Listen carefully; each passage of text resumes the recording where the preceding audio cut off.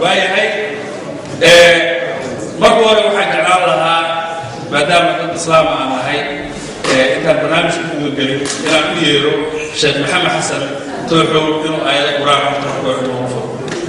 أعوذ بالله من الشيطان الرجيم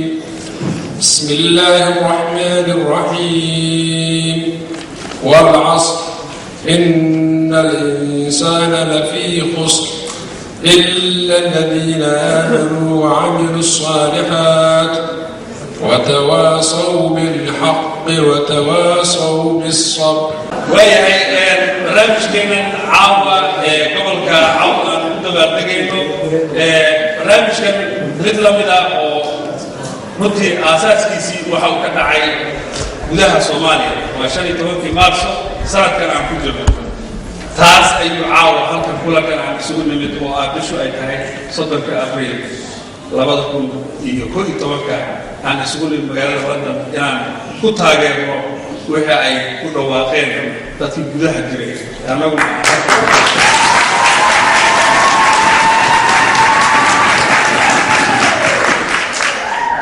وهي إنك وحنير يا مكا سيان لما أنت من كله وحلاقي يا با خيرات وليه هاي يهرمرك يوقتي أن مدام قبل مال استراتيجي كويا هاي وقبلات الصومالي قبل كريم سكحر أنت قبل حتى هيران شباب الناس يقولك كله يعني واحد صوت العاوة تبي بسلطان التاريخ قبل وليه هاي وحنير يا محمود الشيخ حسين ولي إنه أريدها صوت العاوة هذا الرحيم والصلاة والسلام على رسول الله صلى الله عليه وسلم وعلى آله وأصحابه أجمعين. ولا لا مودنا مروين مرتدى شرفت له وأنا كل سوعي المال والباء في له وحلو يقال جندرك أما لب يددك أنا يوم كلا سوعين ضدك مسلمين طبعا لا السلام عليكم ورحمة الله وبركاته. مركا كذب وسيدة سعيدنا وضعنا شيء حريريه هنا حفلة وحواقبتي وحكى معها ما يرى موينا ما قدنا لكن وحسوس لو حسوسنا إلا متعيرة لو قرب استاغو قبل كعصب لو بحي عاو ريجن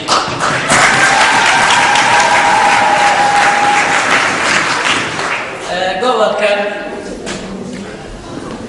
عاو معها معمول قبلات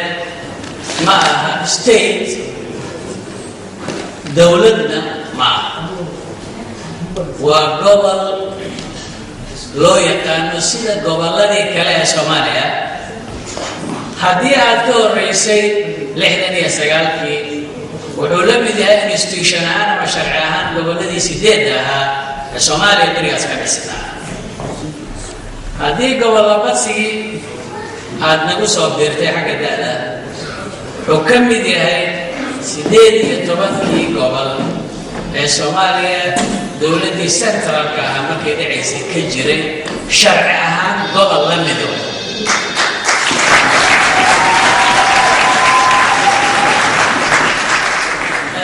هذه وحية كايرة بوينتس مهم قبلكم ما يعيش أصلا مدونا يمعناها وحبارسية لكن وحال أساسي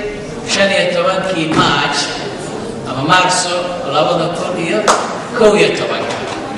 وعقد على أساس كيسو مقالة المقدشة وحال أساسي ذاتكي ديغان كاس ودشي هي أساسي ما واحد من دولة كانت وحسمة لو بس الدجي أما واحد من كسب بحمة ذاتكي ديغان هي أساسي iyagoo dareemay muhiimadda ay leedahay in ay helaan dadka deegaankaasi gobollada Soomaaliya ka mid maxaa dadku waxay isweydiin karaan maxaa loo aasaasay gobolka waxaa loo aasaasay gobolka dadka deegaanka inay u fududaato tashiilaadka ay ku heli karaan waxbarasho caafimaad horumar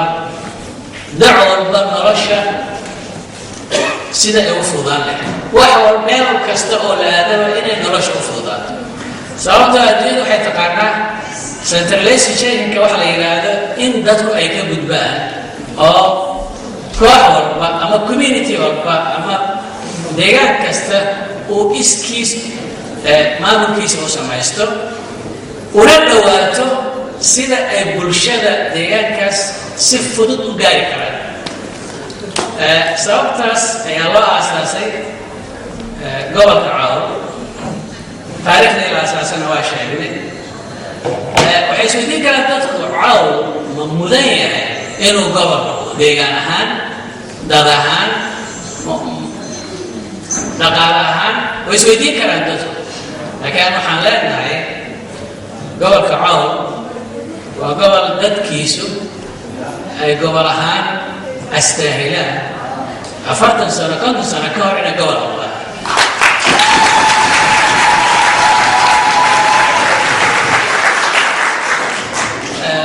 dad ahaanna adigaaba iska garan karo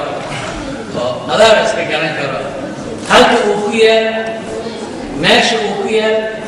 iyo dadka caanka ay ka soo jeeda oo aan dib uga sheekayn doono adaaba iska garan doono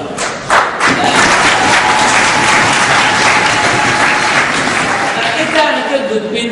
pointigaas gobolka waxaan rabaa inay dadku si fiican u dhageystaan oo ah marlaan ku celinaya gobolku waa gobol maamul goboleed ma aha state ma aha dowlad waa gobol dadku siday u yaqaanaan gobol gobolka waqtigu nagu dheer yahay haddana waxaan ka taabanno taariikhiyan iyo geographically waa loo baahan yahay geographically gobolku wuxuu ku yaalaa gobol u dhexeeya waaye shabeellaha dhexe galguduud wixii la dhihi jiray hiiraan waxaad garan kartaa marka mar haddii la yidhi galguduud hiiraan shabeellaha dhexe iyo xagga bariga oo badweynta Indian Ocean waxaad garan kartaa muhiimadda markaas uu leeyahay haddii aad wasaan u sheegay aad tahay dadkii hore gobolku wuxuu ka tirsanaan jiray gobolkii weynaa ee la dhihi jiray mudug gobollada markii la badayana wuxuu ka tirsanaan jiray galmudug hadda laakiin waa gobolka Caawa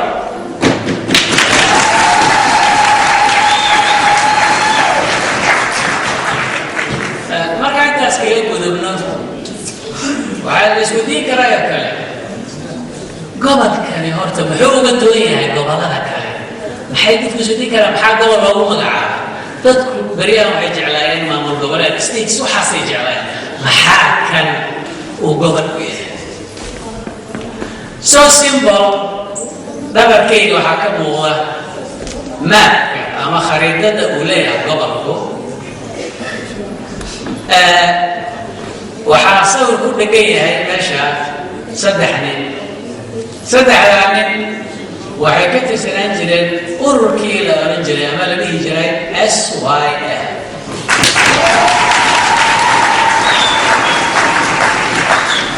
haddii SYL ay ka tirsanaayeen haddaan magacyadooda sheego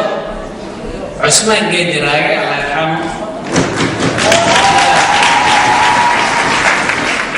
Maxamed Faarax Ilowle Farmaajo محمد علي النور الله يرحمه انتوا waxay ka soo jeedaan gobolka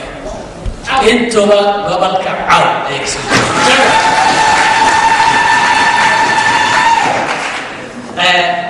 Soomaalidu waa iska kaftantaa beelabeelo ka kaftantaa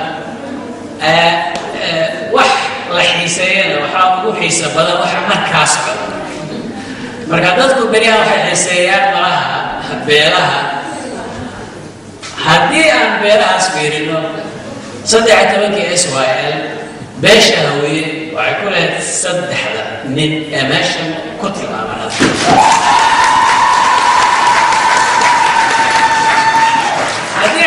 haddii hawiye cid kale ku darsan karana waxaan noo sheegi doona oo iga dambayn doona Dr. Abdulqaadir Cali Boolaay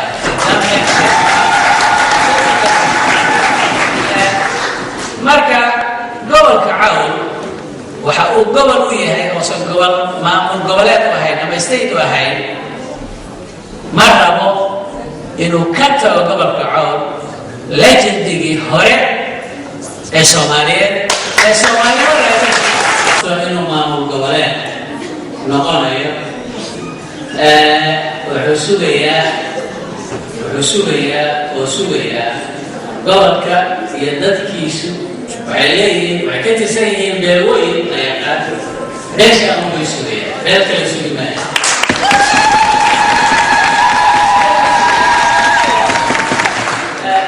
marka intaas awoodda dowlad gobolka wuxuu leeyahay baddaas dadku hore umay aqoon laakiin qaar 20 sane lasoo dhaafay barta ayaa jira malaha waxay garan karaan dadka qaarkiis 1992 iyo 1993 markii dhibaatada Soomaaliya ka jirtay dekadii Muqdisho marka laga reebo ilaa Boosaaso waxay uga degi jireen hay'adaha gargaarka especially WFP waxay ahayd dekada caadiga ama dabiiciga maasada ama miinada ama fudada ee loo yaqaano ciibo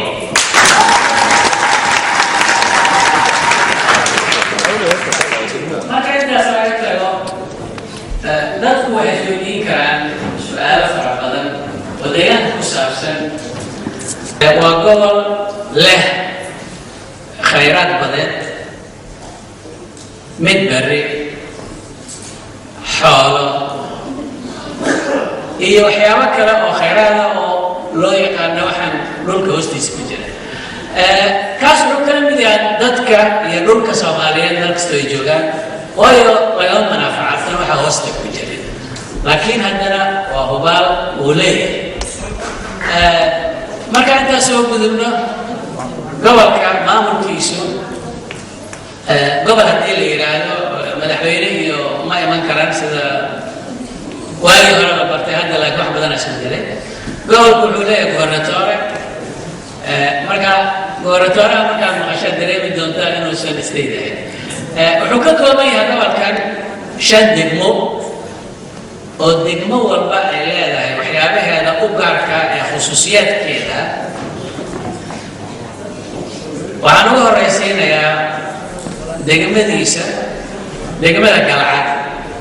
oo u ah caasimad gobolka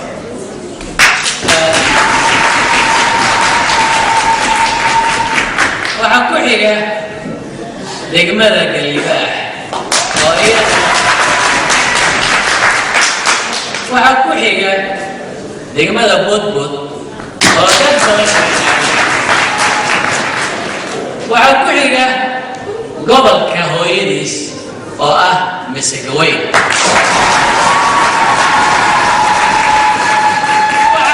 waxaa shaneeya xeebta degmada ku taal ee hadda aan sheegnay ee Ciiga District